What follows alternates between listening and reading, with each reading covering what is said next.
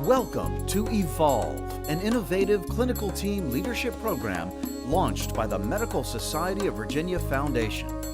Evolve is designed to prepare clinical teams with leadership, business, and innovation skills needed to be successful and sustainable in today's changing healthcare environment.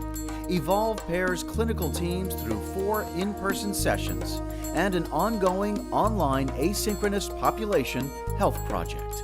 We wish we'd known about this a month or 2 ago because it's been life-changing for the family members. Perhaps the best look at the evolution of clinical practices in Virginia were in Richmond at the Medical Society of Virginia Foundation's Evolve program.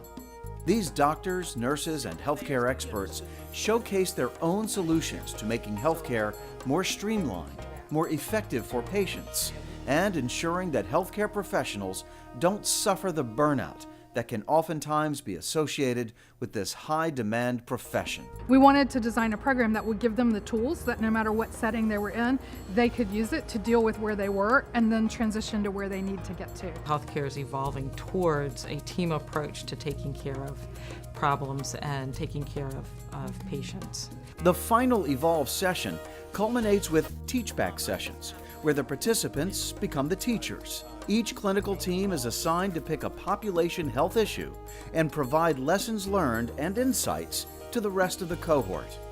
Teams applied the learnings from the in-person Evolve sessions to their own population health project. 2 of those projects took place in Lynchburg, Virginia. Johnston. Former Medical Society of Virginia President Thomas Epps runs a thriving family medical practice. Like so many doctors' offices, the process of scheduling patients can often result in cascading lines in the waiting room. Then they came upon a solution. How do you schedule people appropriately so that at the end of the day you don't feel beat up? And also, how do you incorporate a team so you can take a complex patient and make them into a less complex patient?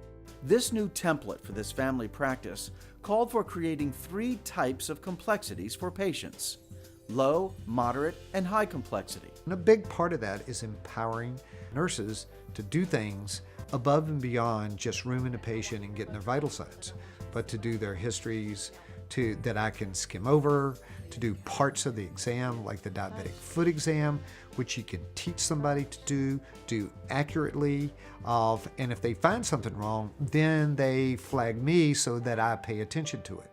I knew palpably once the new schedule got in, it's at the end of the day, I was leaving for home sooner and getting my work done and seeing about 10 to 20% more people.